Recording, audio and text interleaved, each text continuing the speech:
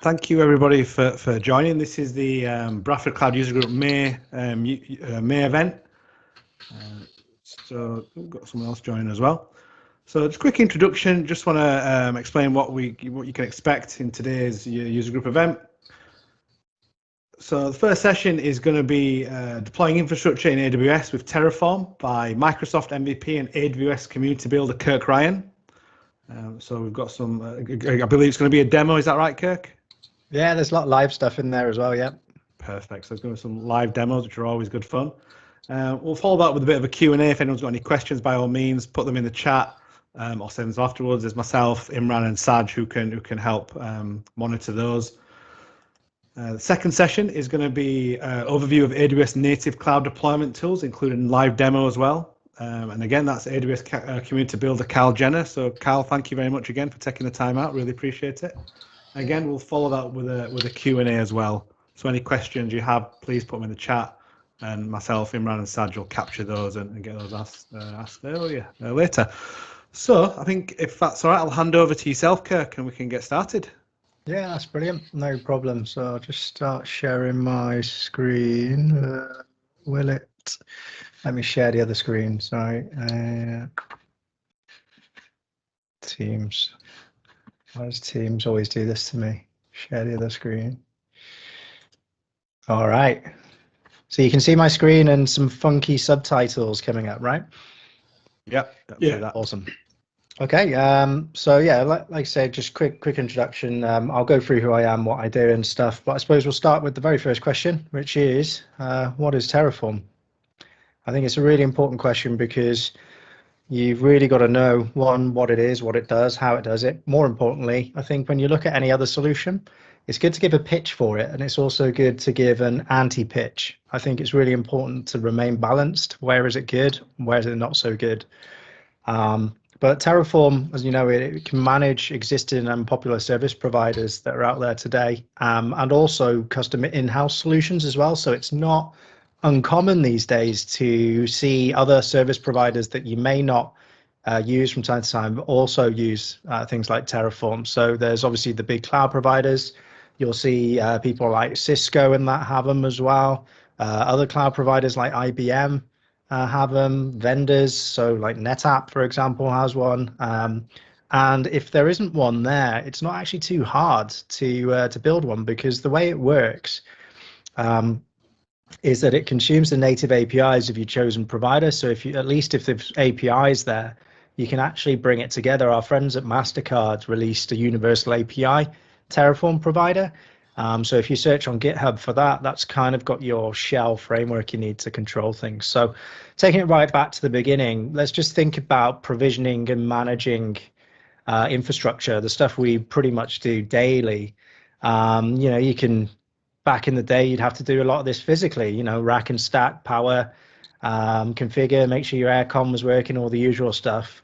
Now, things not being so physical, you still have some manual elements there. You could be going through a portal, selecting your way through the workflow, all that other stuff. Or there's an alternative that many of you will have already explored, which would be infrastructure as code.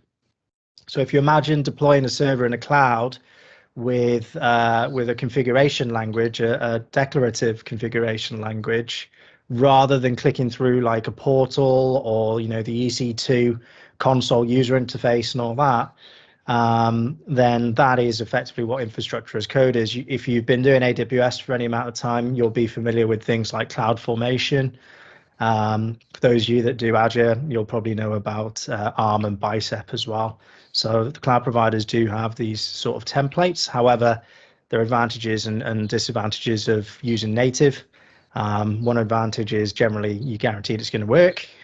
Some of the disadvantages, especially for those that have seen CloudFormation templates and ARM templates and that, is that they're not always the easiest of things to understand. And with Terraform, as it's cross-provider, what the power of this is, and part of the opening there was I do a lot of work in Azure. I'm an Azure MVP. I do a lot of work with AWS. In fact, my startup is built in AWS. And having to learn two sets of everything is quite hard. So Terraform really helps me because it's one set of syntax for me to understand one set of configuration rules to understand. And even though the terminology might change and the options might change, it's actually quite simple for me to set up CI/CD pipelines and everything else to go and control all this for me.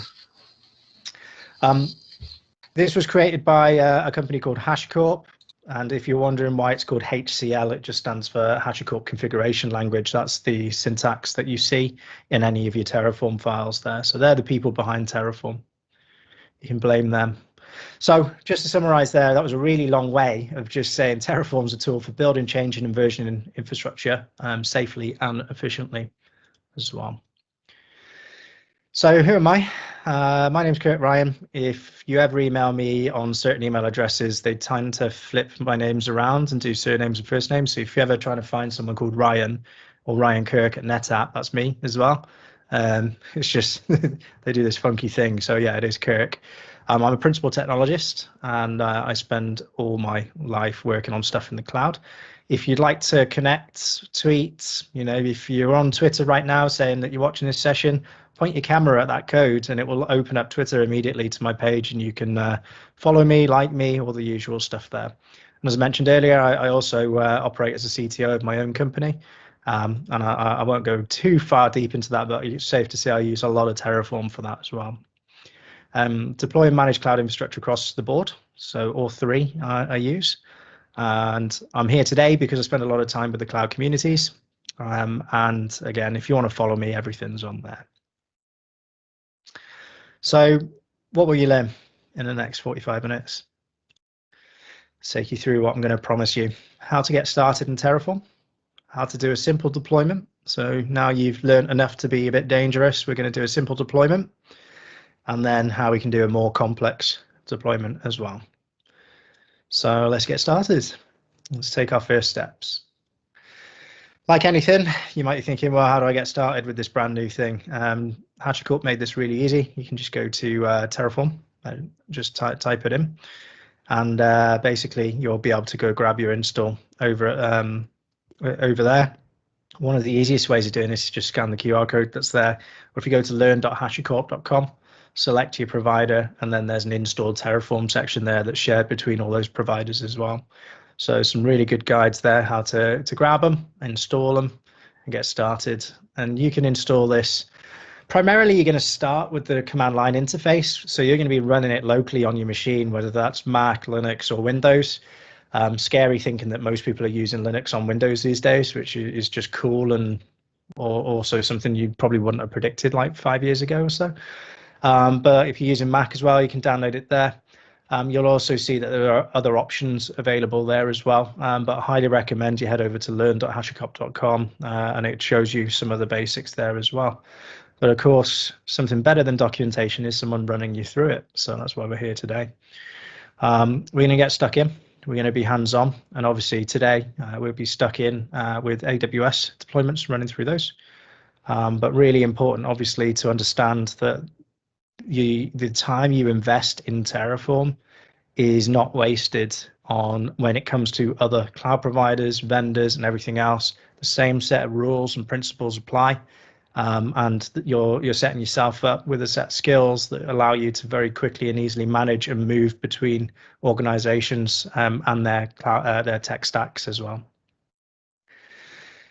So first things first, we're going to do a simple deployment. If you'd like to check out the GitHub, I've made all of this available on the code there. You can grab a simple deployment straight from that QR code. To do this, you'll need the AWS CLI tool installed locally if you do want to follow along and try it. And you'll have to authenticate with your AWS CLI as well. I'll take you through some of those steps. And then GitHub, just clone the example. So git clone and just whack the example in there. There's a URL that I'll share with you in a minute. Configuring your AWS CLI is obviously very simple. It's AWS space configure. Once you've got it installed, give it your access key. Give it your secret access key. Don't share that with anyone. Don't commit that to Git. Definitely don't do that. And basically, off you go. You've got your profiles. Now, with me, for example, I've got multiple profiles. So a little handy tip there, if you're ever running around trying to figure out new profiles or creating new profiles, you can just do a -- profile, name a new profile and configure it that way. So you might have a work account. For example, I've got a work AWS account. I also have a personal one, which has my AWS Community Builder credits on it for demos like this today. So I have to use a --dash profile for that one. The first step of getting started with Terraform then, so let's jump in. We're going to create our first Terraform file, and the first thing with the Terraform files that you notice is they pretty much all end with .tf. Obviously, it doesn't take, it's not that complicated to realize why. .tf is just .terraform, effectively. And what we're going to do is create that Terraform file and basically tell it that we want to use something called a resource provider. Now, you'll notice that there are a lot of resource providers available. What I'll do is just quickly share another window just to show you how many are available here. So if you go to Terraform registry and browse providers, you'll see here are all the major providers available. So just to give you an example of some of them that were there, you can see everything from Oracle, Kubernetes, AWS, Azure. So for the purpose of today, you're going to be going into the AWS one, and you can see this has been installed over almost 350 million times, updated last 8 days ago. So you can see these are very well supported, and this is an official one that is actually maintained by HashiCorp. Behind the scenes, they'll be working very closely with the AWS teams to maintain, the latest updates and everything in there. Just to give you an example of one that isn't official, you can go and see things like, I don't know, I'll type the NetApp one in. I'm not here selling NetApp today, by the way. But you can see that it's verified. So HashiCorp have said, yeah, we know who these people are, that's fine. And you can see it's not by HashiCorp, it's by the vendor themselves. So you could probably see that the same with something like Cisco, where some of their stuff might be HashiCorp or so on. So different things, different people, but these are the HashiCorp providers. Okay, so once you're in AWS as well, you're probably wondering, where do I go and figure out what I'm going to do? Hit documentation, and down the left, you can see these are all the things you can control within Terraform. So there's quite a long list there. Don't be put off just yet. I'm going to run you through all the examples so that you can get started. Okay, so just if you are following along, the resources in this demo and like minimal, non-billable at all. Really, they're the micro instances. Just don't leave them on forever, and you won't even get charged for them. They should be in your free tier. So here's your TF file. The first thing you're going to do is import that required provider. So we're telling it we want the AWS provider from HashiCorp AWS, what version it was, and the required version as well. So that's all in there. That provider, the AWS provider, has some additional configuration. So you can see I've told it use my profile, my private profile. And you can also see what region I want to use things in. By default, things go over in the US. That's not where I want my stuff to be. I do most of my stuff in the US one, so I'm telling it, go and do it there. From a resource provider piece as well, you can see I'm telling it I want a resource. Now, resources are pretty simple. You can see Terraform configuration, so that's what I'm telling it the required provider is. Provider for AWS is what I'm telling it to configure it. And then the syntax here is really simple to understand. I'm telling Terraform I would like to declare a resource of this type. So the second piece you see after a resource is always the type. That could be an AWS instance. It could also be any of these things over here. So for example, if you were saying to me, I want to go and deploy, I don't know, an IAM role, for example, then you'll see here, resource, AWS IAM role. So you can start to see how this comes together. What if I want to make a user? Well, that's going to be resource, AWS IAM user. Terraform knows and understands the configuration. It's all very well documented. The third piece here is what you want to call it internally. So for you, as you're writing, you may start to have areas where you want to look into this and get a value out of it. So you could call this app server 1, whatever you want. That's not used for the deployment, so to speak. That's internal to your configuration. So if you ever wanted to go and refer to this AWS instance, for example, then you would put, and it was called app_server, then you would refer to app_server dot, and then whatever it is. And you're going to see this in more detail a little bit later. So we saw the configuration there. So what happens when we go and apply this now? Well, the first thing you've got to do is initialize the provider itself. Now, this is really simple. There's two commands that you need to use. There's Terraform init for basically saying, let's go get the provider, let's go get everything started. And then once you've initialized your provider and it's downloaded it, it's got it all downloaded and cached in that folder, then you would use apply to go and apply it, or plan. So let's just see this in action. We're going to do Terraform init. That's going to initialize the back end, and you can see that was done pretty quickly.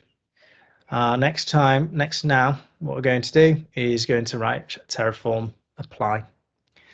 Now you can do a Terraform plan as well. So if you wanted to see what the plan is, but an apply will also give you a plan as well. So what's really cool here, Terraform is telling you exactly what's going to happen. So let's just pause this for a second. What is it telling us?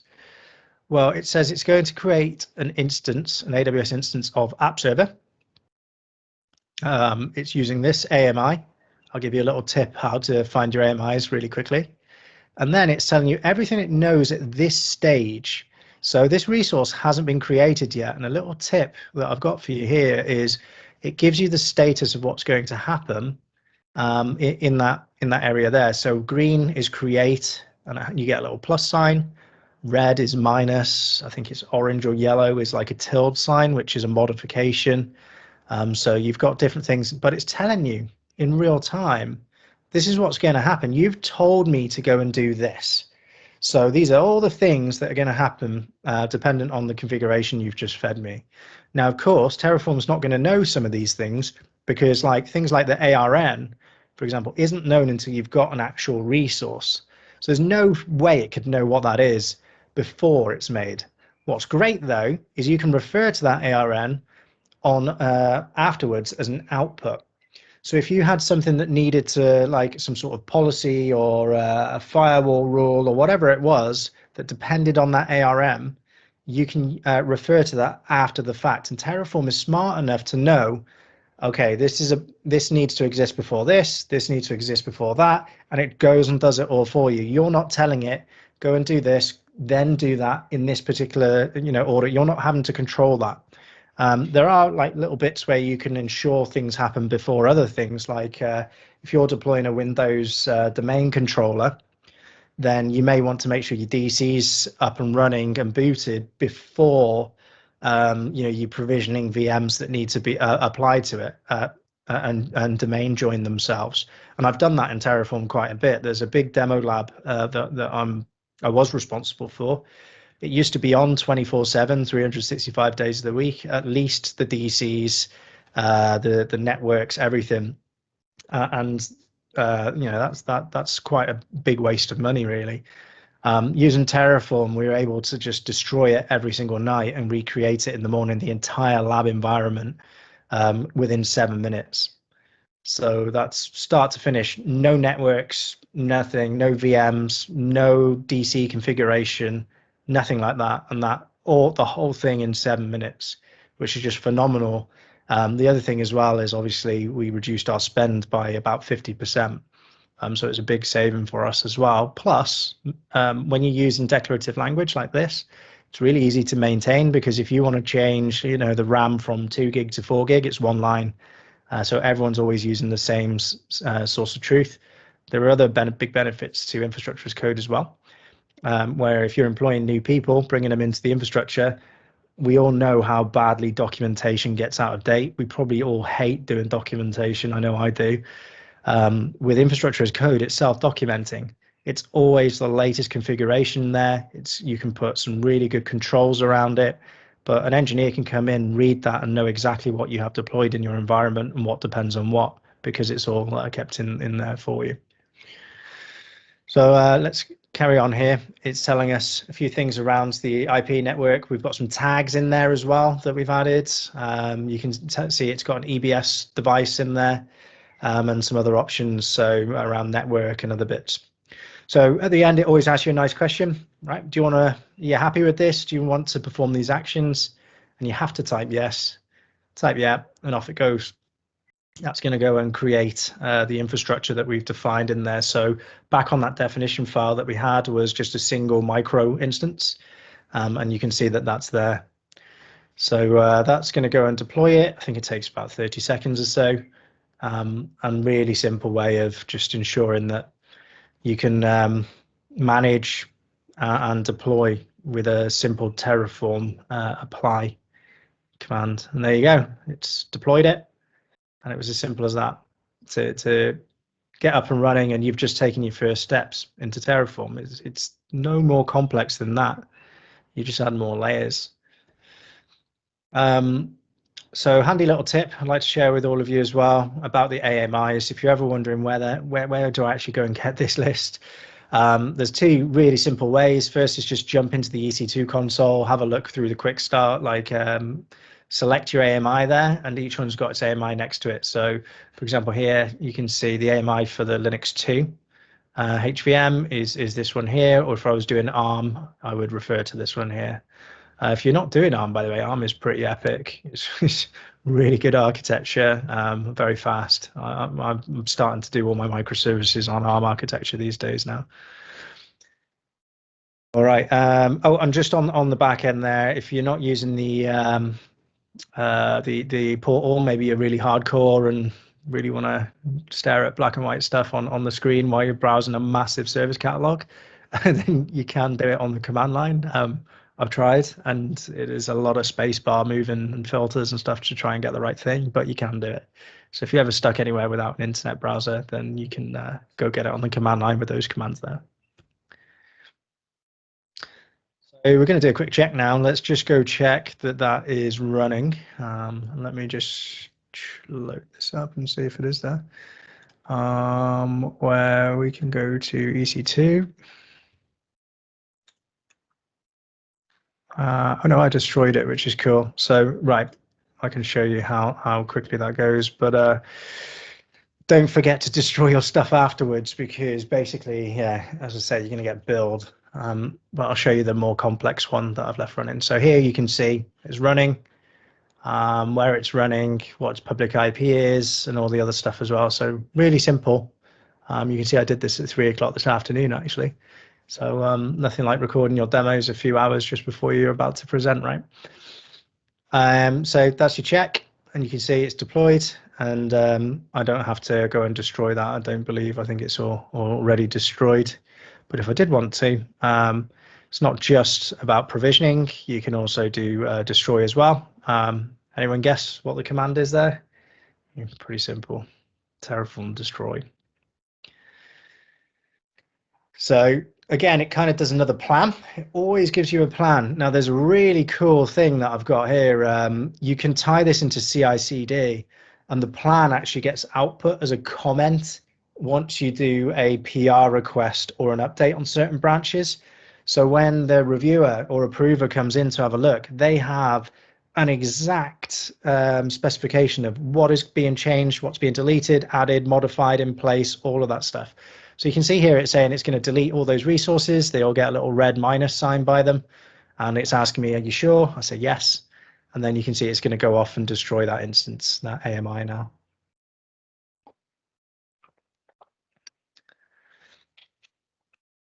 Any questions while we're just waiting for this to destroy?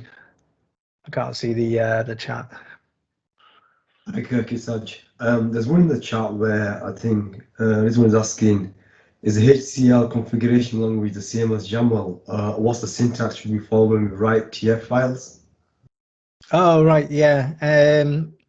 It's very similar, actually, yeah, from a YAML, I suppose from a YAML perspective. It's dependent on like your spacing and things like that. I think it's actually it's double space, I think, but you kind of forget about it because there's a really cool plugin for VS Code, the HCL plugin, and it auto formats and prettiers your code automatically, so you don't really have to worry too much about it. It just does it for you. But yeah, very, very similar in the way that it's defined.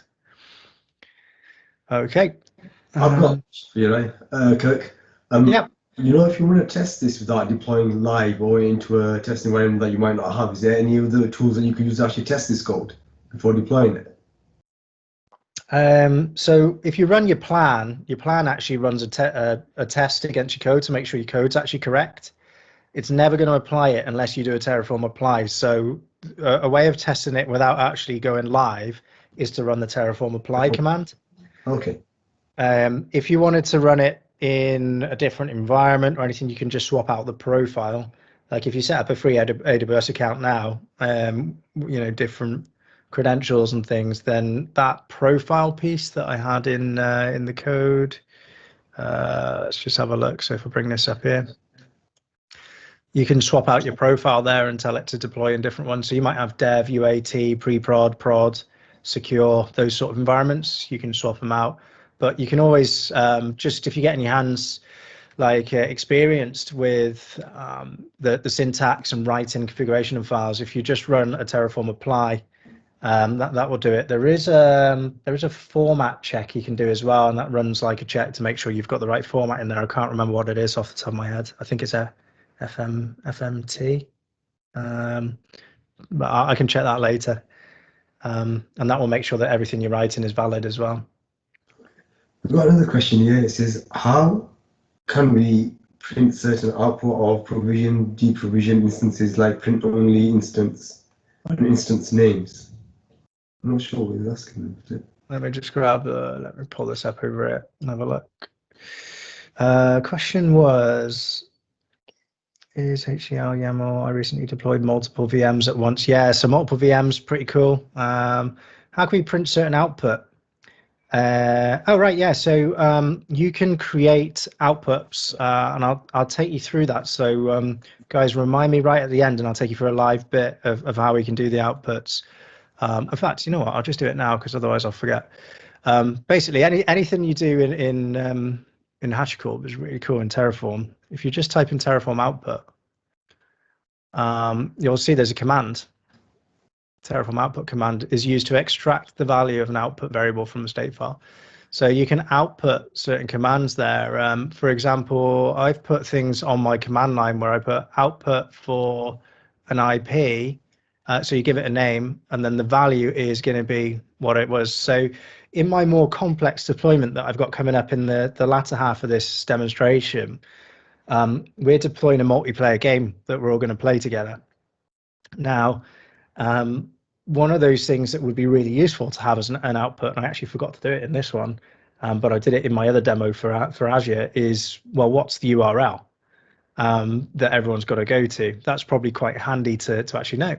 So in that instance, I would put output, you know, shared URL, sensitive, no, value equals, and then I'd refer to that instance. So it'd be, you know, the for me in AWS, it's going to be an app runner service URL, and that's what I want to go and get after it's been created, and it will give you that as feedback, which is pretty good.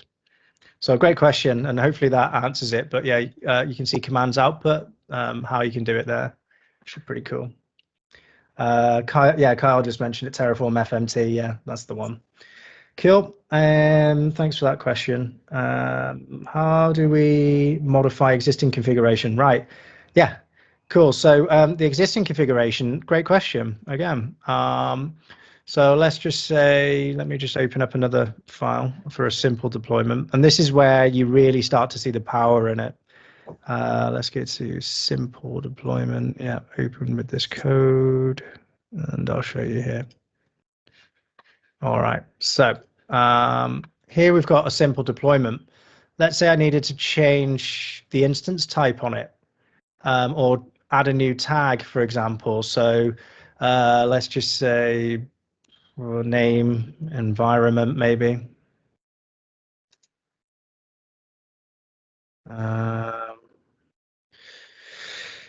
Demo 2, for example, something like that. Then basically when I run my checks on it, so let's just bring this up over here. And this is my simple deployment, so Terraform apply. Now I think this, I might have to do this in two two parts because I deleted this VM earlier just to make sure I didn't do it. Basically, this is doing it as new. Has anyone got know another instance type? So I got a T2 micro. Does anyone know an instance type off the top of their head? If you do, just pop it in the chat. Otherwise, I'll just do a quick search. AWS instance types. Remember them off the top of my head. It's a lot to remember. T2 and okay. So let's say we wanted to go from a T2 micro to a T2 small, right? So, you know, because I'm only trying to keep it cheap, so we'll do that, right? Once that's deployed, so let's see, it doesn't take too long to deploy.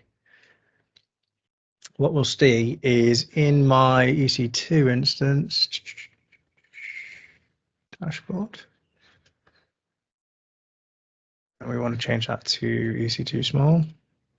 Right, so it's gone and deployed that. So if we go to instances running, you can see there it is, and it's running as a T2 micro. Now, change control comes along and says, listen, you need to really change that from that T2 micro to something else. So if you start to imagine having this in like GitHub connected to a pipeline, someone simply goes, right, okay, well, we're going to change this to a T2 small. So I save that file.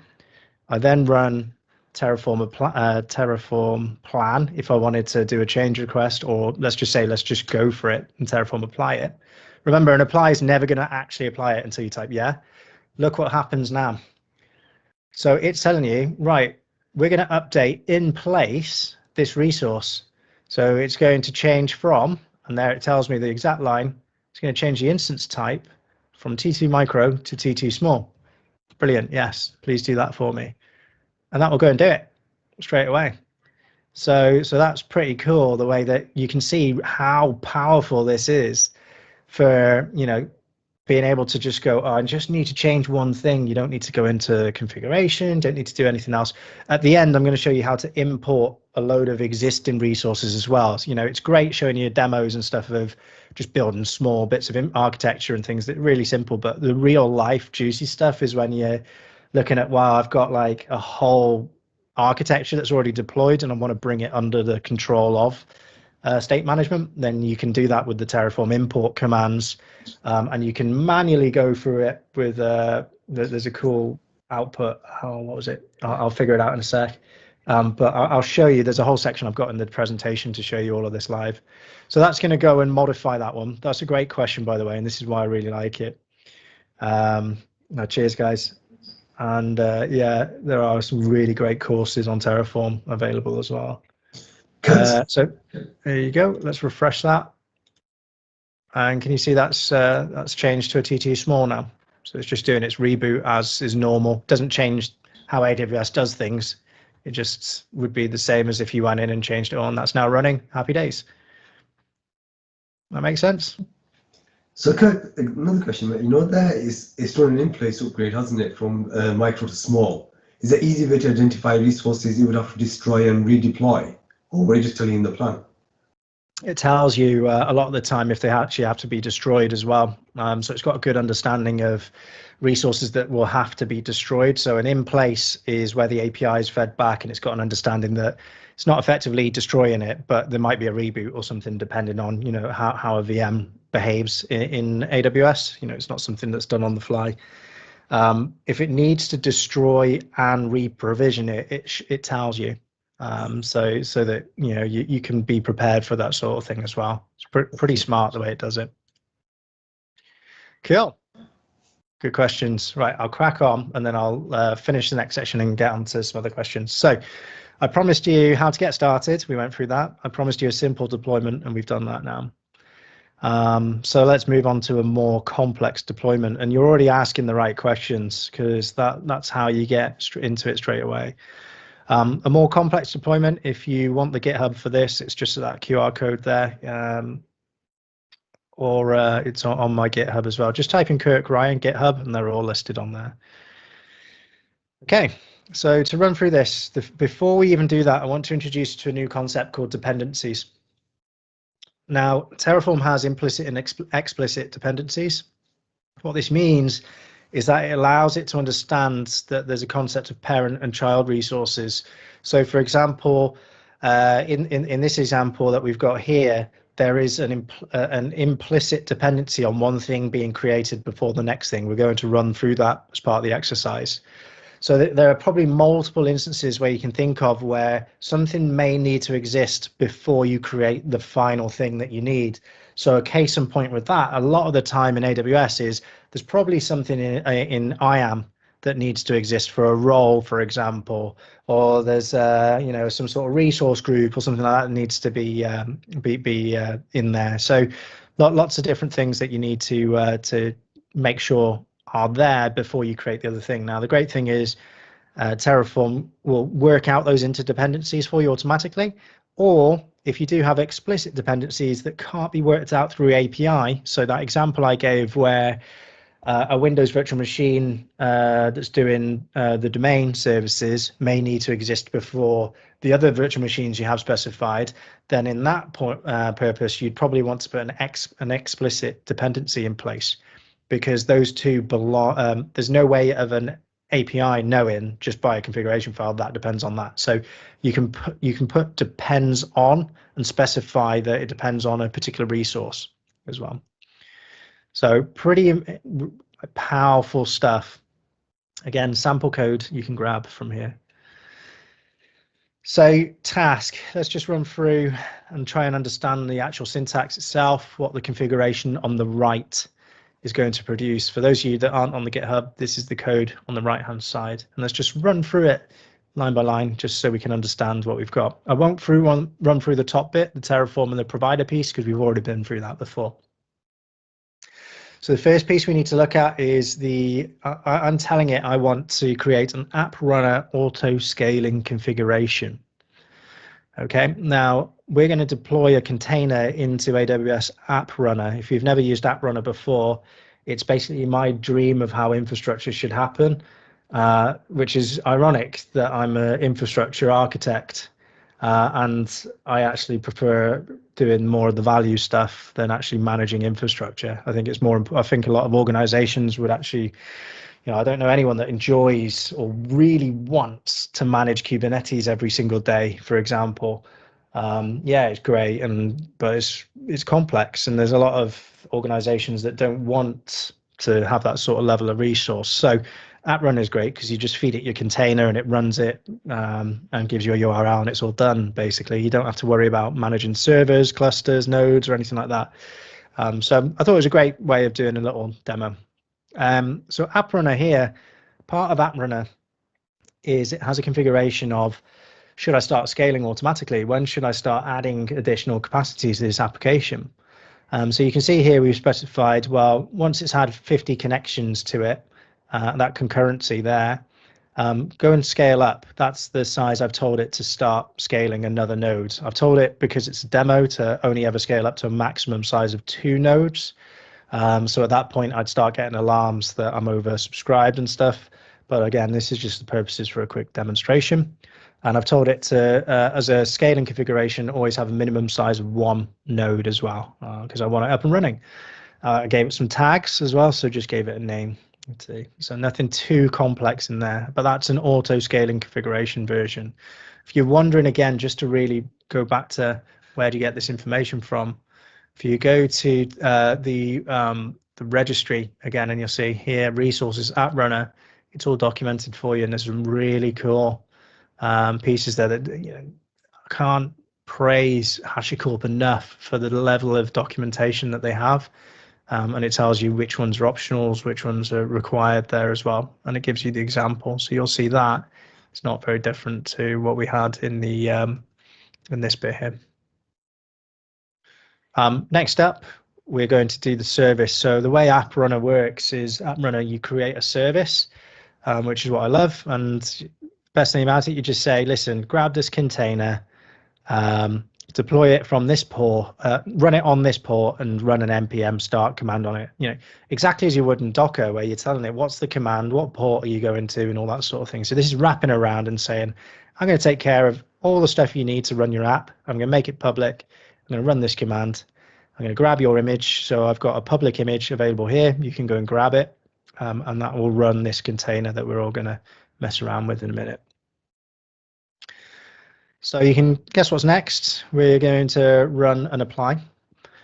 So let's run this more complex configuration. Now, again, arguably, this isn't like massively complex. It's just, I don't want to put people off. If this is your first time you see in Terraform, there's no benefit of me running from here's your first VM deployed as we did in number 1 to now let's go and deploy a fully fledged lab environment with 52 things in it. The next stage is really just let's deploy something that deploys on something else. Once you've got a further understanding of that and a clear understanding of that, it's very easy then to start building and layering on top of that, because you know if you've got an understanding of the infrastructure, what comes before what which bits do you need to rely on first. So the apply piece, again, we're just going to run Terraform apply. And this is going to, well, actually, I run a plan here because I just realized I never showed anyone the plan. The plan does exactly what apply does, but doesn't actually do anything after the fact. It doesn't say, is there anything you want to do? You can do an out option there and push that out to a file, share that with whoever you want. But you can see here it's going to go and deploy that. So here I'm running Terraform apply. It's already got a plan that was done, and I can just say yes. And this is going to go and deploy this service into AWS as well. And I'll just grab the link for everyone very quickly so that you can start to see what this is. So where are we? I'll pop it into the chat. And just before I pop it in the chat, yeah. So let's just catch up with the chat a second. So TT micros, so yeah. You can take resources from the state to change and or remove resources. Yeah, that's right. Yeah, security groups, things like that as well. Brilliant. Okay, so this is going to deploy that more complex deployment. So this is an app runner service with that container that I've added on it. If you're interested in seeing the result, then you can see in the chat, I've just put in a little URL, and you'll be able to see me over here, where you start to see there's a few of us. Now, if you are using a phone, I don't think it actually uses your phone thing. So you can start to see, yeah, with your keyboard and stuff, there's me in the middle. And yeah, just we're playing multiplayer Snake basically. So not sure any of you guys used to have old Nokias and stuff, but yeah, you can see there who's going, who's winning. I've just got wiped out entirely. And that's running on App Runner right now. So you can start to see pretty powerful feature, and we did all of that as code. So it just went and got that container image, ran it, deployed it, and everything else. Now, what you might think then is, again, let's do a live destroy so you can see this in action. I love that game. Honestly, it's pretty cool. Last time I got really distracted when I was doing my presentation, so I'm going to switch that off now. If we want to destroy it, so we've got our complex deployment, then you can do Terraform.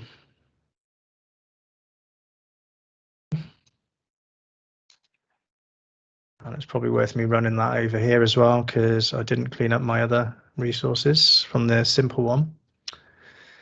And again, you can see always gives you a plan. And now you can see the destruction that's going to happen. So it's going to destroy my auto-scaling group. It's going to destroy the service. And it tells you all the bits there. So do I want to do this? Yes. And it will go and destroy everything. If I go over here, yes, go and destroy the EC2 instance we deployed earlier. And again, those environments will now clean up automatically. So pretty powerful, pretty cool. All right. Final piece, because this is like a really quick hour to, well, 45 minutes really, to take you through everything that's get you powerful, knowledgeable enough to do some really cool things with Terraform, understand the value it can bring. The final thing is importing existing infrastructure. Now, I've purposely only gone for the native stuff here. There's a great app that's created by the guys over at Google actually called Terraformer. And what that does is it's just like it's a command line interface that you can run that will go and import your entire infrastructure for you. It's really cool, really powerful. I'll run a separate session on things like that So today's kind of like a taster just to get you there. But a question I had from the last one that I wanted to make sure I answered here is, what if you've got existing infrastructure?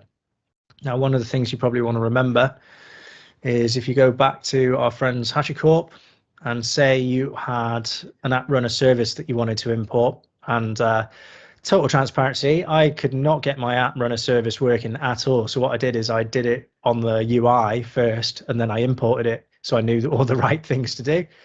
You'll notice every single thing typically has an import command. It says app runner services can be imported using the ARN. Awesome. So all I had to run was Terraform import. I had to create an empty resource. Just so I did app runner service dot, and remember anything after the dot's the name you gave it. So in here it's called example, and then I pointed it to the ARN of my app service, and it pulled it into state. So that's imported into state. You can see all the configuration, everything there. HashiCorp say you then translate this into your configuration file, which is just basically you have to do the legwork, and it's quite demanding to understand it.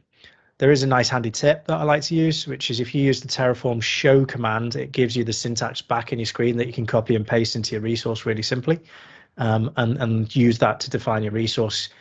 Then run your Terraform plan command, and it will warn you if any other stuff you specified isn't supposed to be in there, so you can just delete it. So things like you would never specify an ARN because Terraform doesn't have the capability to generate the ARN if it's creating a resource, for example. It's a read-only thing. Terraform's smart enough to give you that information. I also want to give credit where credit's due. So that awesome little snake game we were just messing on is by Simon Dieppe. So if you want to check him out, it's on his GitHub. It's just built on Node, so really simple to deploy, things like that as well. And going back to the start, so right at the start I said I'm going to show you how to get started, how to do a simple deployment, how to do a more complex deployment, so one that's got some dependencies between them. And yeah, that was it. So it's really, just to say, this is the first in a series of things that I'm running. I know there's been some courses recommended there and stuff. I'm probably going to publish a lot of the stuff I'm doing. So I'm going to do the GitHub Actions, an introduction into using it with Azure DevOps Pipeline for the Azure folks, and also just top tips and updates around HashiCorp. So a huge fan of everything they do.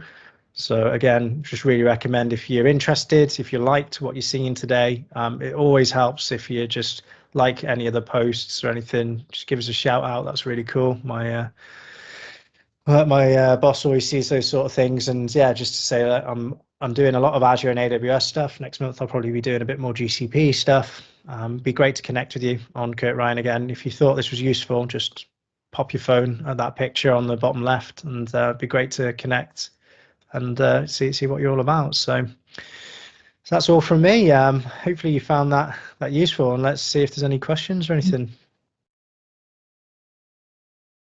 There's nothing in the chat at the moment, Kirk. I've got a question, Kirk. The import that you're talking about, is that adding infrastructure into the state file that exists in your environment outside of Terraform? So if you haven't deployed it using Terraform, you can then add stuff and manage it afterwards. Correct, yeah. So you're bringing it into your state, so Terraform's aware of it. And it's a great way because you can cherry pick certain parts of your estate then. So you create an empty container for it. So how we had resource, whatever the AWS resource type was. So let's say it's a virtual machine. Yeah. So virtual machine, and then you give it a name. So you're probably likely to call it the same name as what it is. So let's call it DC01, for example. But you leave the configuration blank and empty. So you don't actually specify anything in there. You run Terraform import for DC01 against it, and then give it what it asks for in the documentation, and it imports it into the state. You can then do that. Was it Terraform? What was the last one? Terraform View, was it? What was my handy little tip that I've already forgotten because I used it now and then? But Terraform, yeah, Terraform Show, and that shows you it in the command line, so you can actually just copy and paste it and drop it straight into your configuration. Then the one thing it doesn't do for you is put it in your configuration file for you. you need to put it in there. So it's kind of like their little safety net of making sure that you don't just import everything and then accidentally wipe everything. You have to explicitly define it in your configuration file. So that's where you'd want to copy it from your state file into the configuration file. And if that's sounds a bit funky right now, let me just share another screen and just show you what that means. If you go to dev complex deployment, right, okay, so you'll see there's these files here. Whenever you do an import, it's basically only going to your state file. It's not going into your configuration file. So if you look at that, you know, I've deleted everything now, so my state file is pretty empty, but if there was stuff there, it would show you everything in there. You know, that makes sense. So, you know, you're talking about CI/CD pipelines. I know you sort of briefed over it, but if you're working local, your state file is local to you. So in AWS, wherever you want to put your state file, if you want to share it with, you know, multiple people in your team that want to work on it at different times. Really, really important. So state is like it's very important in Terraform, and it's very important if you've got multiple teams, multiple people working on the same infrastructure, that you have a shared state. There are multiple strategies for it, so you can put it in things. I think you can even put it in just an S3 bucket if you wanted to. There's a configuration for that. I tend to use HashiCorp's actual cloud, so it's free for up to 5 users if you're just starting out and want to, as a team, try it out. And basically, in your configuration file, there's an extra little bit of configuration you can put in there to say where is the state file. It's really well documented, but again, yeah, you can tell it use a shared state file, and it will use that between everyone then, so that everyone always knows when they run a plan or anything like that, that it's up to date. So I use the HashiCorp cloud for it, but again, you can use different areas as well. So Scott's asking, do you need to run Terraform plan after any modifications? Do you need to run Terraform plan after any mods? So Terraform plan's informational. So it's great to know what the result is of what you've done.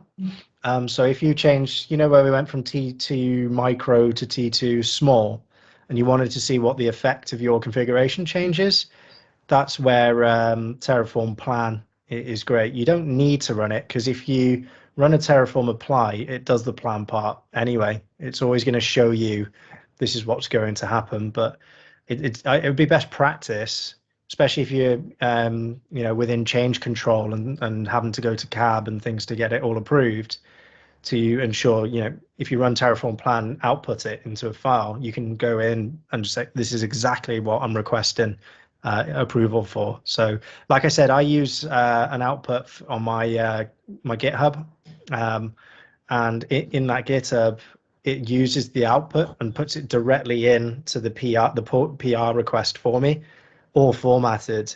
So when I look at my PR to review it, Terraform tells me exactly what's going to change and everything as well, which is pretty cool. But yeah, yeah, you can see that, yeah, or integrate, yeah, into a CI/CD. So for me, GitHub was easy. The documentation on that's brilliant. I will release a video on integrating with GitHub next month, and one for Azure DevOps as well. There's another question there, Kirk, if you can see it further up. It says, any chance any GUI mode monitoring for Terraform jobs or execution logs? Good question. I'm going to just say I don't know.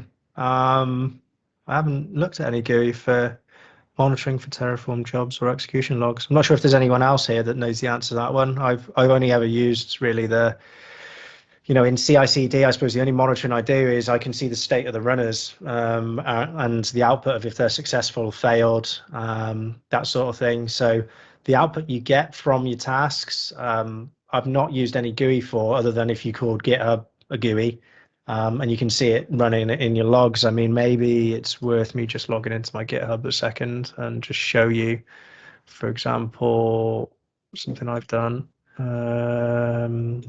Oh God, I don't know which one it is, but yeah, you can partner.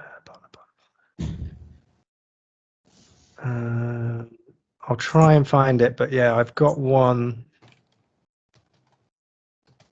repo that is wired up to CI/CD. And it's pretty impressive what you can do there. I think I need to go to my other org. Okay, so yeah, all right, I'll share this so you can see it. So basically, this is as close as I've got to a GUI, but again, you kind of really don't, because it don't really need one, in my opinion. Okay, so it's just an opinion. But here I've got some provisioning I did for some partner infrastructure I've got. And you can see here as part of the GitHub Actions, it's every time I do a push to my testing and I request a merge into main, you can see the Terraform GitHub action itself puts the plan in for me, and I can see everything. So here, look at the way it's done it. Terraform will perform the following actions. This will be replaced. That will be replaced. You know, I've got it all formatted nicely. So my data mover role will be replaced. So it's just in plain English. It's not even like in, you know, the Terraform output. It's gone and modified it all for me, and this will be created. A new policy will be created. All this sort of stuff. So, I mean, I've not seen like a Terraform provided GUI, but if you're using change control CI/CD, then yeah, you can make use of what user interfaces they've got there to monitor it.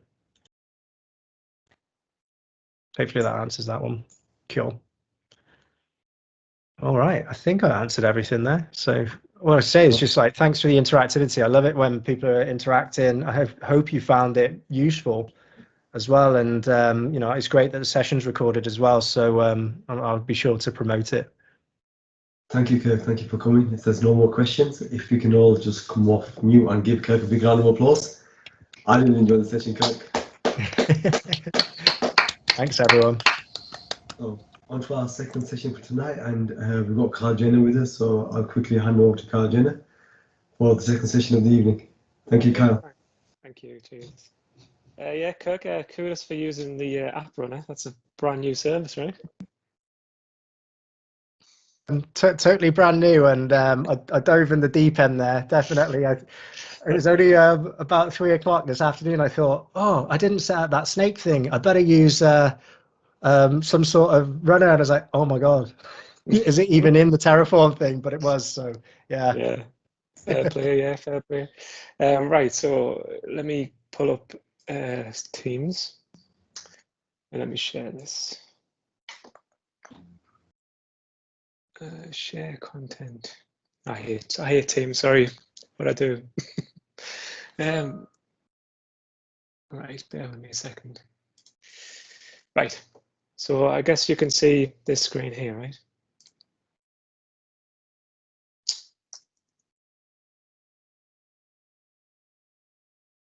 Right, okay. Can everybody see that screen okay? Yep. Right, great. So yeah, thanks for having me. I'll do a brief introduction about myself.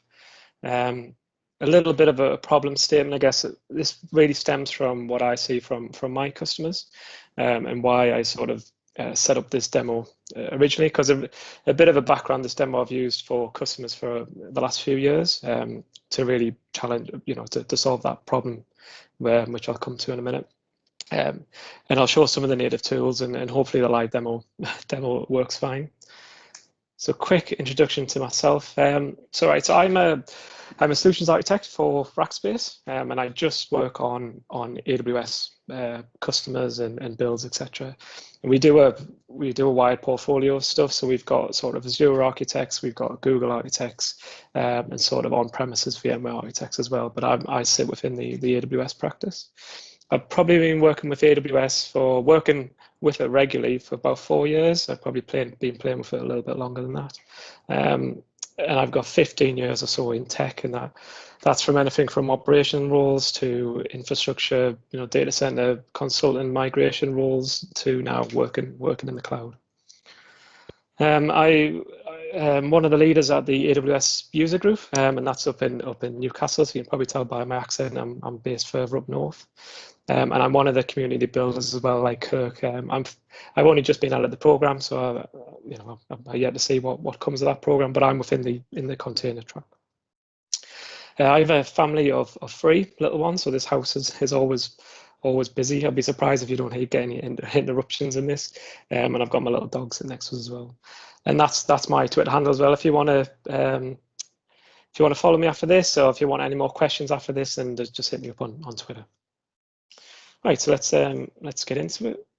So what is the problem statement? So I deal with a range of customers. I deal with customers that are already using the cloud, and I'm dealing with a lot of customers that are just starting to use it, right? So they're using a lot of the on-premises stuff, or even if they are using AWS, they might not be they might do sort of a lot of the legacy sort of deployments, use a lot of VMs, etc. And one of the main movers that I see to go to cloud, one of the obvious things for customers, especially in like retail and commercial, is, we want to use the cloud because we hear about all these great things about how we scale and how we can scale applications, etc. We want to be able to meet Black Friday, blah, blah, blah, that sort of stuff. But, it's actually not as easy as people think. When they've got a legacy VM estate, for instance, that wasn't used to scale, and, how do they then migrate that to cloud, right? So a lot of the conversations are around, how do we make, we break down the application, where's the state for that application, what do you manage, how do you manage that state, is a user state, is the caching within the application, these sort of questions, what's stored locally, etc. How do we then decouple that, and how do we enable for scaling, right? So that's one part of the conversation. The second part is what more focused around this demo is really how to then handle deployments, right? Because if we're in an autoscale environment, we've got these images, these immutable images that effectively should be, each deployment should be then immutable deployments. If we follow the CI/CD good practices, we shouldn't be logging onto servers and changing like we might have done in the past, right? And it's about changing the mentality from managing a bunch of cattle to go from managing pets to managing a bunch of cattle, right? So it's a different mindset, and it's really focused customers that are brand new to this. That this demo hopefully will show them a bit around the deployment. The actual infrastructure that I've got that I'm going to show you is this effectively. So this is my sort of sandbox demo lab. I've got two different demos, two different deployments. So hopefully it's not too confusing, but I've got one going directly to EC2, so a direct VM deployment, and then I've got one to ECS, which is a container deployment. And the reason I'm showing both of them because the pipelines are different, and there's different configuration files and there's different processes. So for a container deployment, for instance, there's a whole step where we have to build a Docker container, put it on a registry, and then import that. For a VM, obviously, you don't have to do that, right? It's just to connect to the VM and deploy the code. Probably a big disclaimer as well for any developers on the call. I'm not a developer, so my code is very basic. Right? It's not a fancy snake game either. It's very basic sort of HTML code, right? But it's the premise that I really want to show you, and the life cycle hooks that you can do as part of the deployment.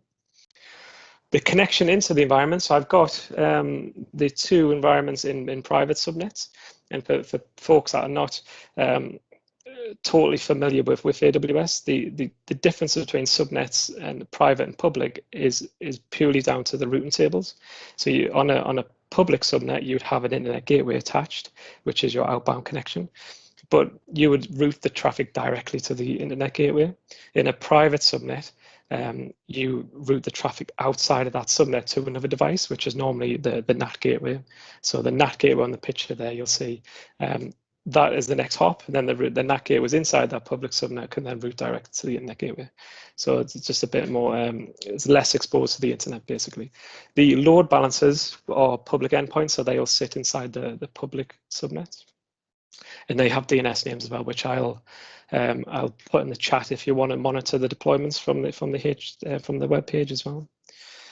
How I connect into the environment then, so traditionally you might have had Bastion servers, but AWS have this really cool tool called, well, they have a suite of tools called System Manager, but one of them tools is Session Manager as well. So you can effectively have a direct SSH to the instances without even without doing it yourself. Basically, you call an API call and that'll do it for you. Now, you can connect directly to the instances, but as part of the deployment, we really want to get away from logging on to servers and doing it through services. So there's a service within AWS called Cloud9. I know AWS, sorry, I know GCP has a similar service. I don't know if Azure does off the top of my head, where it's effectively it's an IDE, but it's also like an managed instance that you just connect to and run from there. So we'll use SSM to connect to Cloud9, basically. And my demos will show you within the work within Cloud9. So the services that I'm going to show then, I'm going to try and show the 4 of them, and the VM deployment, the EC2 deployment won't have the code build step. Now it can have it, but for the purpose of this demo, I purposely kept it out to show the differences between them. But effectively, the code commit is the managed Git repository. Kirk mentioned GitHub, and I think someone mentioned on the chat around Bitbucket. They're perfectly fine as well. You can use with code pipeline. You can use GitHub, and you can use Bitbucket, but it has to be the I think it's the enterprise version or the cloud version, one of the two. There has to be a certain license version for that. The code pipeline is the automation service around that. So effectively all it'll do, it'll monitor the Git repository. As soon as you make a change to that as a trigger, or you can have other triggers as well, it doesn't have to be a change to Git, but effectively you give it a trigger, and then that pushes it on to the next step. And I've got a nice picture that illustrates this a bit better than just me talking. Code build is the build and the testing side of it. So as part of a CI and CD, especially the CI piece, you might do some testing, some integration testing as part of your pipelines.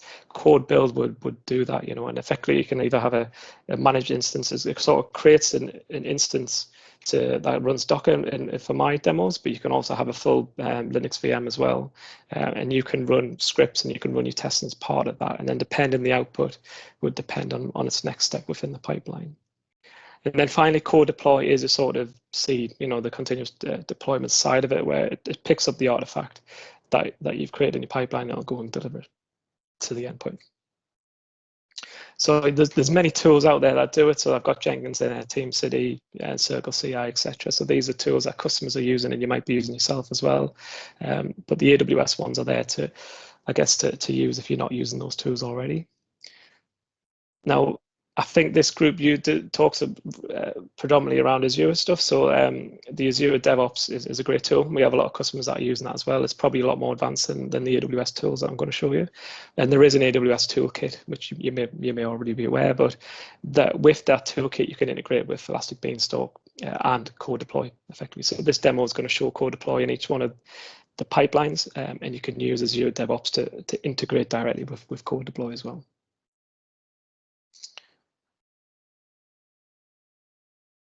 Right, so there's a little bit of code. I'm trying to think if it's going to be easier shown. I'll show it initially in the deck, and then I'll share the screen and I'll show you the Cloud9 as well. But effectively, I've got 2 different repos. So because I've got the 2 different pipelines, I've got the separate repos as well. And the reason I'm showing this is because I've got the basic HTML document. So again, disclaimer: it's a very basic application, right? It's the HTML page, but within the repo, I've got the I've got the code and I've got the dependencies. So for the VM one, for instance, because it's a VM, as part of the deployment, I'm going to install like Nginx and start the service, etc. Some very basic scripts, but again, it's just demonstrating that we can run them scripts as part of the deployment. The app spec file, ignore these ones at the bottom, but the app spec one is critical here. So within if you do get hands-on and get deploying in this, as the pipeline picks up, so as the pipeline gets a trigger from your Git repository, it'll move it into S3. And then as part of, when it moves on to the next step, which is CodeDelpoy, it needs that YAML file, it needs that app spec YAML file to know exactly what to do with that artifact. And I'll go in a bit more details on the next slide, but effectively that will tell CodeDelpoy to go and deploy it initially, but it'll also tell it about its lifecycle hooks as well. So if you want to run any scripts before deployment, if you want to stop traffic to the load balancer, etc., that's all part of that file.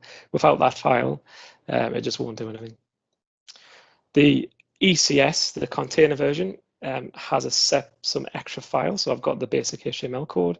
I've got the app spec file, which again tells CodeDelpoy what to do with the artifacts. I've got a build spec file, which the build step, which builds out the Docker container. That again, that's its instruction of what to do. So the code build will fire up an instance that runs Docker, for instance, and then the build spec file will tell exactly what it has to do with that. It'll say, go away and grab this Docker file, build the Docker image, copy the HTML file over, and then once you create that Docker image, put it on the ECR, which is a container registry. And then I've got a task definition as well. So because it's going to ECS, the ECS service itself needs a task definition, and that effectively tells the ECS cluster what service it's got to run and how it exposes. So it exposes the Docker container to a load balancer. The task definition JSON file will tell the container, basically describes what that cluster should look like. So I've got a bit zoomed in on those files. So go back to the VM piece. The app spec file for the VMs looks like this. Right? So I've got the source HTML file, and I copy it to the VMs in AWS. I'll copy that to the HTML directory. But as part of the lifecycle hooks, I've got a reference to my script directory where I'll install dependencies, which is it's just Nginx. I'll run that as root, start the service, and then as the application stops, then we stop the service as well. So there's some scripts in there as part of it, but effectively that's it. But without that, it's very basic, but without that file, the code deploy service won't do anything. And that's just telling the code deploy service what to do. A similar one for ECS, because it's going to a different service, it looks slightly different, and it's cut down a lot, but it's basically saying that task definition and the container name. So the task definition is saying, the CodeBuild service is uploaded the container image to the registry. The app spec is saying, go and grab it from this registry. And the reason and how it keeps grabbing updates is because it's tagged with latest on here. Now that you can get more advanced and do different tagging strategies, but effectively I've just got one that just replaces itself all the time. It'll give the container a name, and it'll expose the port as well as part of the service.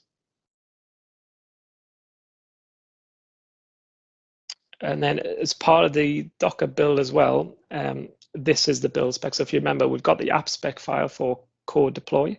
For the CodeBuild, there's a build spec file. And effectively, once that machine starts up and it's in its own little bubble, as part of the build process, this is all done again automatically, but effectively it'll log into your own ECR. So there's a little login command. So if you're trying to connect to ECR from your machine, for instance, there'll be the similar connection. And once it's logged into ECR, it'll then tell Docker to go and grab the image, build it and tag it, and then drop it onto ECR, onto the registry. Yeah, down here. And then right at the end, there's an artifact for the definitions as well, which is referenced here. So it looks quite daunting, quite a lot of code if you're first looking at it, but this illustrates it a bit further, really. So this is a nice, pretty picture to illustrate instead of me just talking about it. Step one, so you've got your code in the shared repo, and again, on the right-hand side here, you've got the app spec is critical for the code deployment. That has to be in the root of the repo. It can't be in any folders. Step two, now the code pipeline, this is the automation service that will monitor any changes. So for me, the trigger is any changes to Git. It'll use an IAM service rule, which you create, to then write to a specific bucket that you create. So it's not using your own credentials. It'll use an IAM rule. And then once it's in the S3, it's in an artifact.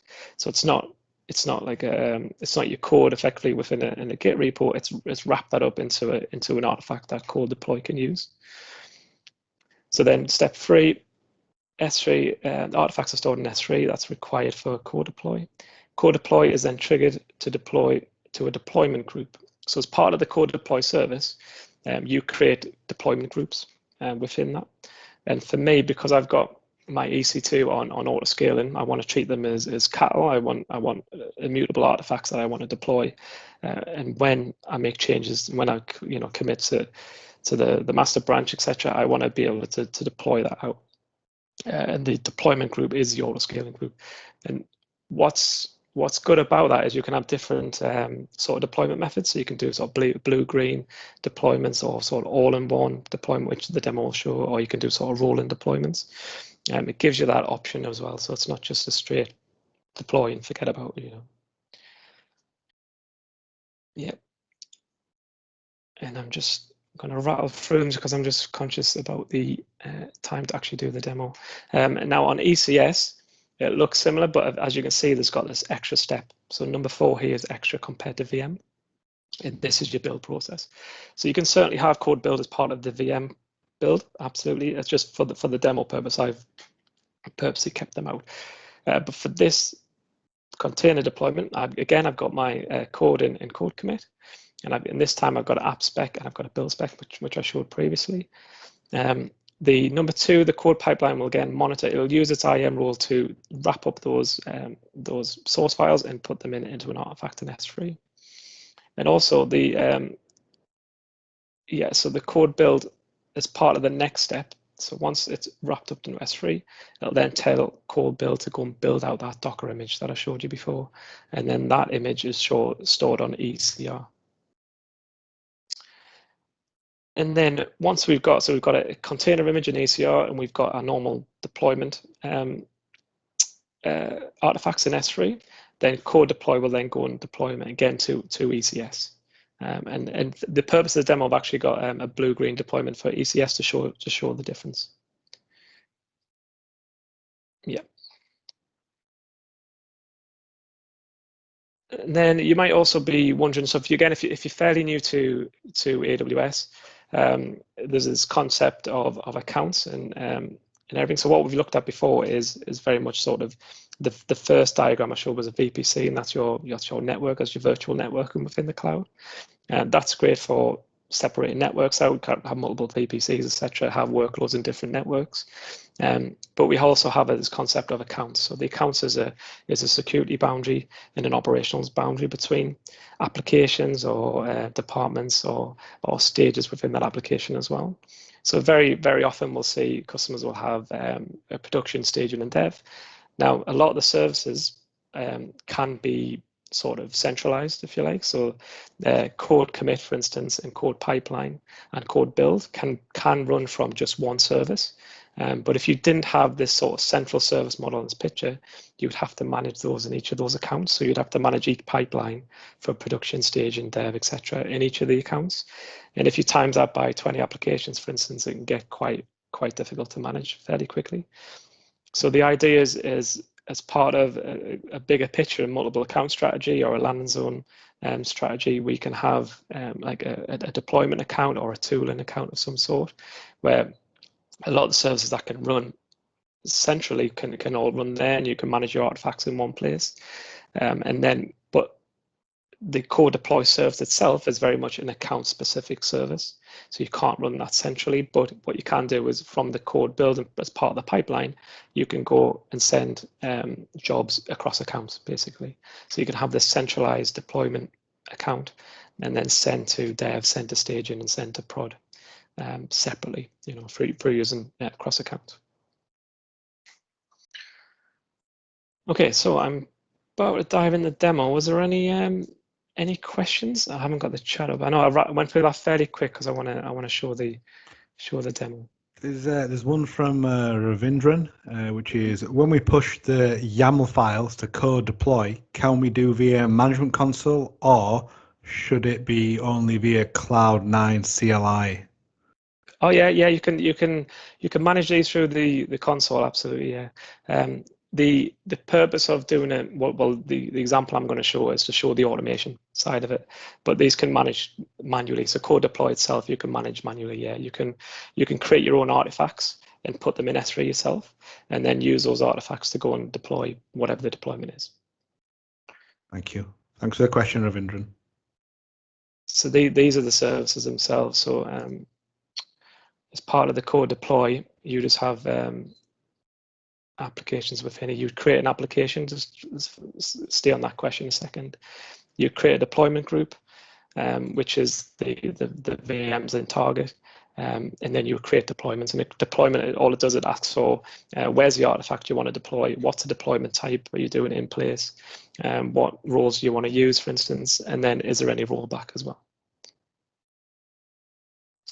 Okay, so I should go get to the Cloud9, so I'll try and zoom in a little bit because it's so can everybody see that? Is that okay? Yeah, no problem. Right, so yeah, so I've cloned the repos onto this machine. So I've got a little idea here. I'll start with this one. So this is the VMs, the EC2 VM ones. This is the HTML directory that I showed you before. You know, it's a very basic sort of HTML page. These are the scripts. So you know, it's install Nginx, and it'll start it basically. So the very basic scripts. Right, so I'm in the right one. Yeah, so what I'll do is I've got, I believe it's this one here. So this is the first page. So if you want, you can copy, I'll put this in the chat. You should be able to access that. It's a very basic, again, HTML page. If I go to Cloud9, I've got just a different HTML page, which I'll copy over. This is when I should have, it's when I regret not recording it, right? So I've got a different HTML page, you know, I'm a developer, I've just changed that. And I'm going to just commit straight to the main branch, right? It's not good practice, but I'm a rogue developer. So I want to just add that to my Git. And then I want to, so I'll call this, well, a quick comment, I'll just call this, right, this is a new version 2 deployment. It's realized that I've changed one of the files within there, and then I'll just push that.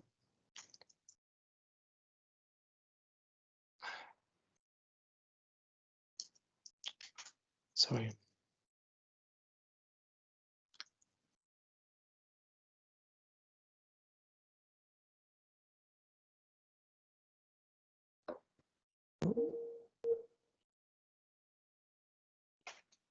Oh, hello? You back on? Hello? Yeah, was it me that's dropped? Okay. Yeah, I think everyone's still on. Might have just been yourself. No worries. Was it just me there? Yeah. Right, sorry. Oh, typical, isn't it? Just when I pressed commit, it went off. And what I've done as part of it, I've also got this. So I've got an SNS topic. So sorry, I'll zoom back in again. So as part of the code pipeline process, it's realized I've changed something in Git and I've committed it. It then sends an email, right? And this can be an email to the team, or you can hook it into Slack, etc. So it's saying, you know, I've committed to the master branch, and there's some more if you click the link, I think it takes you to the artifact as well. So if I go back to CodeDelpoy, well, actually, I'll go to the pipeline service. So we'll see this one's in progress. So this sandbox pipeline is the EC2 pipeline. And it's saying, you know, within a minute ago, I've, so from my Cloud9 machine, which can be your own laptop as well, it doesn't have to be in the cloud, it can be anywhere, right? It's realized that I've made that change. It's got my comment that I did, and then it's gone down to the deploy service. As part of the deploy process, then, I've got a deployment group, which is a bunch of VMs. I'm doing an all-at-once deployment, and I don't think I've got any automatic rollbacks on this, but you can have automatic rollbacks as well. So should any deployment fail, it'll go back to the existing ones. And there's my S3 artifact that the pipeline automatically grabbed the code from the Git repository and put it in S3 as well. So these are the two instances. So if you remember from the diagram initially, I had the VPC, I had two two EC2 VMs in an auto-scaling group. These are those two, and I'll show you the events. It does take around 7 minutes, so I'll show you around a few other things, and it's mainly around the block traffic and the start traffic piece. I could probably spend some time to optimize that. So if you've used other tools, you know, there will be a lot quicker than that, and the ECS one is a lot quicker. For the purpose of the demo, I've not spent too much time trying to optimize it. But effectively, if you remember back in the code, which I'll go back in a minute, but these are the lifecycle hooks. So if you remember, each one of those, you can have different scripts, or you could have you know, import commands, or you could have different you know, different steps as part of these lifecycle hooks. So you know, before install, etc., what you want to start, what you want to stop, you can have that all part of your deployment. If we just zoom out. So within my app spec file, so these are the dependencies, you know, you've got before install. So before install, I'm looking towards a script, and there's an application stop script as well. Go back to here. These are the same lifecycle hooks, you know. So if you go to that page now, what we did have sort of version 1 website, this should now be blocked because I'm doing an all-in-one deployment. It's just stopped the traffic to the load balancer. And then you've got to just basically wait. So, you know, some people do all at once in a maintenance window, or they'll do different deployments, or rolling deployments, or blue-green deployments, which I'll show you in a minute. So I'd say it does take around 7 minutes. So while I'm just waiting for that, what I'll show you is that's the pipeline service. This is what the Git repository service looks like. So if you've used GitHub, it looks very similar. You can click on the repo itself. You can see pull requests. You can see different branches. You can see the code itself. You can do pull requests from here. You can add files from here. You can do it through the CLI, obviously, or if you want to do it within the GUI, you can do this. And it gives you the clone commands as well. I think if you want to clone it, gives you the commands, or copies it into your clipboard. Then the build stage. So I wonder if I've got a build history. Well, actually, I'll wait for that because it'll move on to the next one. It'll probably get a bit confusing. Let me go back to the deployments. And you can see a history of deployments here. So this one I've been testing as well today. You'll see a history of different deployments. So each deployment gets its own ID. So if you want to do any rollbacks, it'll effectively create a new ID, but it'll roll back to a previous version, a previous artifact. But each of these deployment gets its unique sort of ID. Within here, if you know there's a problem, for instance, you can stop manually and roll it back, or you can just stop the deployment if you didn't want to do it anymore. Let's see where it's at. And the what's really cool about this as well, if you've done any sort of auto scaling groups, how you've got to manage it, and again, comes back that question that I see with customers is, right, how do we manage the images? So you can create a golden AMI, which is your sort of golden VM image. That'll deploy throughout the load balancer. So you could have 20 VMs, for instance, within the load balancer. It'll go and deploy those. But then how do you customize them, right? And how do you do configuration management? You can use things like Ansible, you know, Chef and Puppet and that sort of stuff to manage them, or have user scripts as part of the deployment. But what's cool about this tool and other tools, to be fair as well, there's on each of the VM, there's an agent, there's a code deploy agent.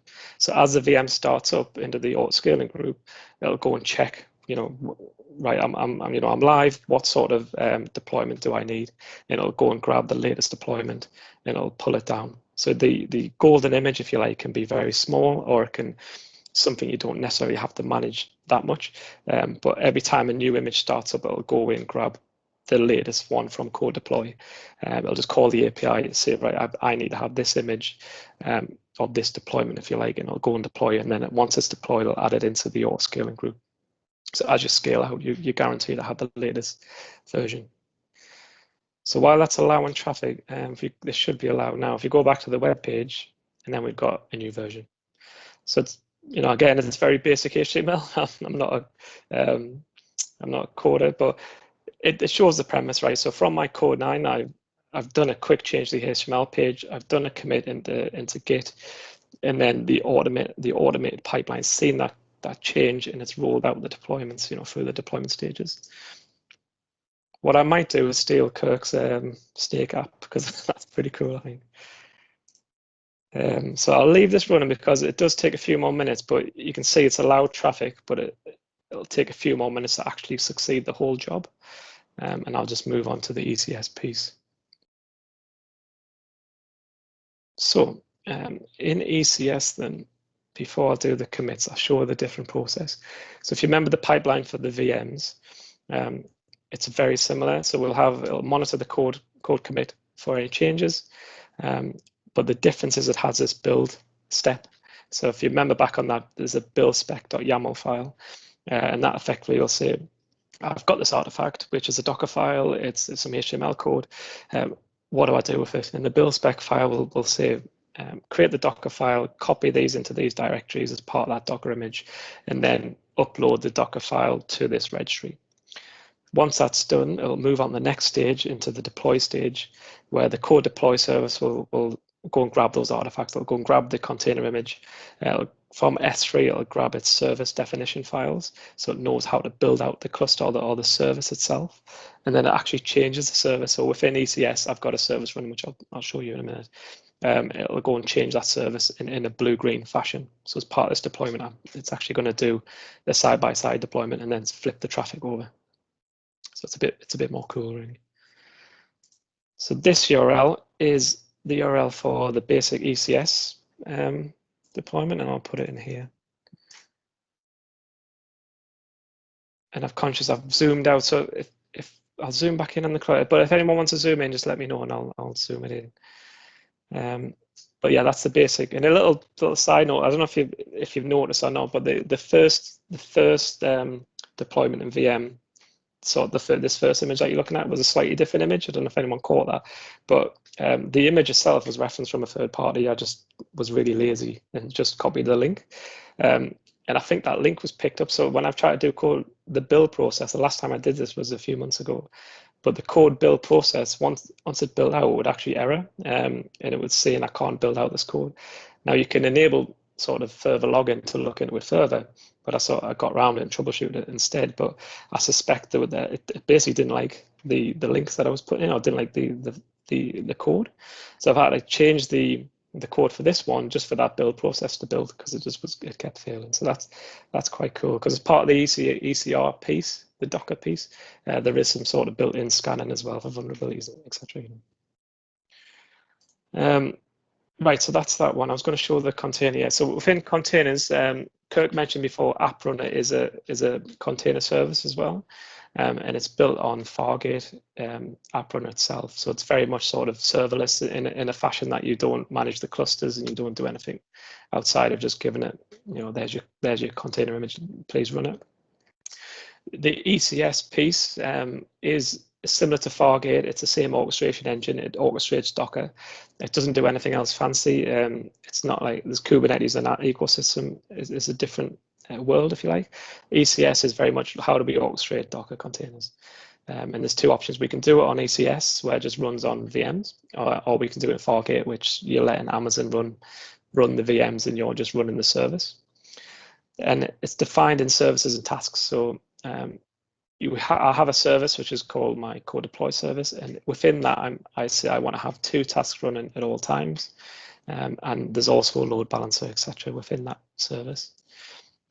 And then the tasks themselves are the containers. So when I'm changing the container image, it'll update these tasks. And if I'm quick enough, I'll show you the blue-green piece as well. Underneath the hood, I've got 4 VMs. And the reason I've got 4 is because of doing the blue-green deployment. You'll see I've got 1 container running on each of these VMs. They're only small sort of micro VMs. You could obviously configure this a lot better, but effectively, when it does a blue-green deployment, it'll deploy to another 2 VMs, and it'll just switch traffic. So it'll keep the traffic on the blue, if you like, and then when it's ready to go to green, when the deployment's successful, it'll then flip the traffic over. So there's no downtime or very little downtime. So that's the reason I've got 4 in there. So I'll go back to my Cloud9. Let's just clear this. So I want to go to, if I just change to Sandbox ECS. So this is just a clone of the different repo. and effectively it's this one here. Let's open that one up. Again, I'll go and grab my poorly written HTML file, copy it in, and save that. And then from here, I do the same commands. So I'm just adding the changes. I'm then going to commit. I'll do the same comment because I'll say it's version 2. Again, I've got one file that's changed. And then I'll push to master. Hopefully my internet doesn't drop off now. So there you go. So that's kicked that off. So if I go to the pipeline now, sorry, go to pipelines. So within ECS, there. So straight away, it's picked that change up and it's saying in progress, and then it'll transition to the next stage. So hopefully the build stage does work. Because I say I did have some problems with this just today actually. So hopefully it's okay now. So it's took the source code and it's put it to S3 now, and it's moving on to the next stage. So it's going on to the build stage. So I show you the build stage in a bit more detail.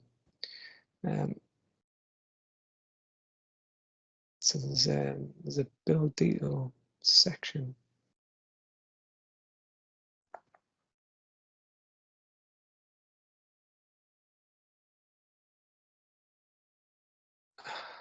I thought there was a bit where I showed you each step as part of that build process.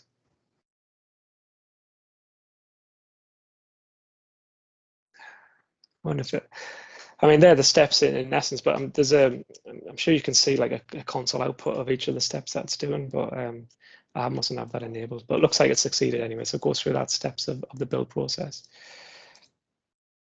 Go back to the pipeline. It should have moved on to the code deploy. Yeah, so it's moved on to the code deploy step. Now I'll show you this one because this one shows you the blue-green, which is a bit more interesting. So you see that we've got a different screen to before. So before was very much, there's the life cycle. I'll zoom in on this a bit. These are the life cycle hooks. But on this bit, we're actually seeing, right, so we've got different steps now. We're going to deploy to the original, which is blue. And the original is still serving traffic. So if we go to this, we should still have the traffic. Yeah, so it hasn't killed any of the traffic like it did previously. And then after the progress through the steps, which are here, sorry.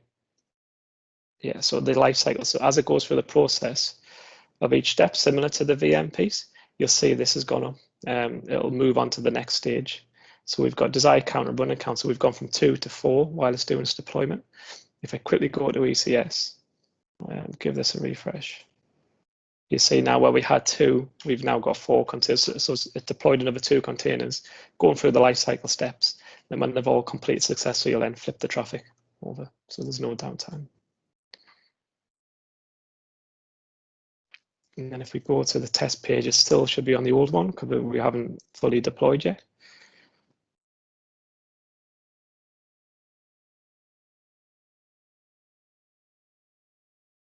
So I think this one takes 3 or 4 minutes compared to the other one.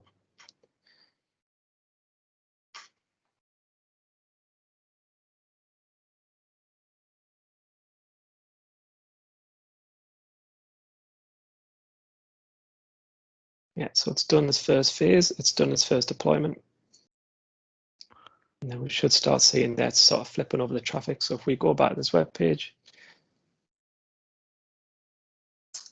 yeah, there's version 2. So if you had them open, you would see there was no downtime compared. The other one was down, for 7 or 8 minutes. And you could do that with the VM piece, so you can do blue-green deployment as well. But I just want to show the different deployment types. And the difference between the infrastructure is you need double the amounts of sort of target VMs. You need 2 load balancers as well, so it'll deploy to one load balancer and then flip to the other load balancer. So there's obviously an additional cost to do that. But it all depends on what your requirement is, right, for your application. And if we go to the pipelines, we'll see they've now succeeded. And it says the last time, the last version is v2 from the comments. That's what I put in the comments. So if we go back to this, just to illustrate it further then, slideshow from current slide. So on the VM, if you remember, this is what we did. We had the code commit code in Git. I then changed the HTML file and committed that to the main branch. That code pipeline then seeing that automation or seeing the change, and that triggered the automation piece. So code pipeline itself doesn't really do anything. It's just that automation handling between the services. It then had that trigger. It uploaded to S3. It then told CodeDelpoy, right, I've now got a new artifact for you to go and deploy. CodeDelpoy will go and grab that artifact and then deploy it depending on the deployment settings that you set. If you want it to be all at once, automatic rollbacks or blue-green deployments, etc., to the target that you set up. So the target was an auto-scaling group with 2 VMs, and then deployed them both to 2 VMs. That took around 7 minutes because it's the time it takes to stop the traffic, but that one again is not really optimized. And then the second demo had a bunch of code again, the same, so a different repository, but a similar process. I made a change to that. Code pipeline automatically picked that change up, transferred the artifacts to S3, and then passed the artifacts onto CodeBuild. CodeBuild built out the container image, put the image into ECR, and then passed the artifacts back to S3 again, around the service definitions. CodeDelpoy then grabbed those artifacts, and then it knew what to do with them. So it knew where the Docker container was. It knew what ECS service it needed to change. The service that was already set up. It'll then go and, because we're doing blue-green, it'll fire up 2 new container images. It'll it'll build out those images, making sure they're working okay. They'll then flip the traffic from one load balancer to another load balancer, and the DNS endpoint stays the same. You're just flipping between different load balancers. Yeah, so I guess that's it. So if I just go back just one more time as well to the VPC piece, just in case it didn't make too much sense. Yeah, so these were the 2 deployments. So the public load balancer, so the endpoints I put in the chat, one was for this on the left-hand side, and then the second one was for the one on the right-hand side. Behind that load balancer for the VM one was 2 VMs in an auto-scaling group, and then on the ECS one was 4 VMs that are running the ECS service, running the Docker the orchestration service. That's where I deployed to that service that's sitting in the middle. So hopefully that all made sense. I mean, Cloud9 itself is just the IDE, it's just the image, just the admin box. But as you can see, it's dead easy to use. I mean, there's loads of tools like this out there now, but if you're looking at easily connecting to AWS, I would definitely say, look at Cloud9. It's really cool. And I think you can set it so after a certain amount of hours, it just shuts down the VM to save the cost as well. But it actually runs in. I'm going off a little bit off topic here, but it actually runs in EC2 as well. So you can see it. It's a standard VM. You just don't manage it as such in terms of how it deploys. But it runs in here. So there's the Cloud9 on that one. All right. So I mean, have I got any questions? Yeah, I've got a couple of questions. So Altif is asking, how quickly can you roll back to previous build if the new / latest build has some issues? Yeah, it's a good question. I mean, we get that question all the time. As part of the deployment group itself, you can actually set it to do an automatic rollback. So if you set up login as well, and you can trigger on certain events or certain errors, it can automatically roll back. So obviously, if it's an all-in-once deployment, that's going to have downtime. But if it's something like blue-green, it would never switch your traffic; it would just roll back. So you can do, if you don't choose to do automatic ones, you can do your own deployment. So because each deployment would be an immutable artifact as such, and within CodeDelpoy, it's still an individual deployment ID as well. So you're effectively going to do a new deployment, but it is a rollback. So you can go on to the deployment and say, I want to roll this back. But in the background, it'll create a new deployment as such, but it will roll back to the last version. Perfect, thank you. And again, Altif, again, the second question is, can we achieve 0 downtime deployment with blue/green? Yeah, well, as you're saying there, it waits till the deployment's successful and flips it over. You never like to say it's zero downtime, right? But it's going to be fairly low downtime. Yeah. Excellent. If there's, I'm not sure there's any other questions that have popped through while you were presenting. If there are no other questions, if everyone wants to quickly come off mute, and let's give Kyle a massive round of applause, please. Thank you. Yeah, hopefully that was useful. I mean, it's always difficult when you're flipping around different windows, but hopefully that showed the process, you know. Thank you very much, Kyle. The live demos are always fun to watch, and we saw your internet popped out for a second as well. A bit of suspense that you yeah, I don't know what happened there. It was They're amazing. just teasing us, I think. Yeah. I mean, for those that don't know, Kyle actually runs his own user group, the Northeast AWS user group. Is that right, Kyle? Yeah, it is. So, this is obviously recorded, and we're going to have it on our YouTube channel. But we will also put in Kyle's socials, including the Northeast AWS user group. So keep an eye out for some of Kyle's events. Obviously, very AWS focused for more good AWS content. So yeah, this is pretty much the end of the event for today. So massive thanks to our presenters, Kyle and Kirk, two really good informative sessions. So yeah, this will be on YouTube hopefully in the next couple of days. Just to quickly announce our next month. So what comes after May? June. The June meetup we've already kind of got our session sorted. We have May Al Hijra, I believe she's called. So she's going to be doing some stuff on Power Platform and Power Tools. And then we have we have a new presenter to the community, who I think is on the call. Simon Lee will be presenting for the first time ever, and he'll be doing I think it's around Intune and Autopilot. So that'll be really good seeing Simon do his first session ever in the community. And yeah, we've got a podcast as well that we did, where we had Gwyneth Penner on. So she's really good in the community as well, and does some great videos. So check that out on our channel. So yeah, thank you everyone for joining. Appreciate everyone's support. And yeah, just keep a lookout for our next couple of events. All right. Thanks all. Thanks everybody. See you later. Thanks. Bye. Bye. Cheers, Siobhan. Cheers. Thanks, guys. Thank you. Bye.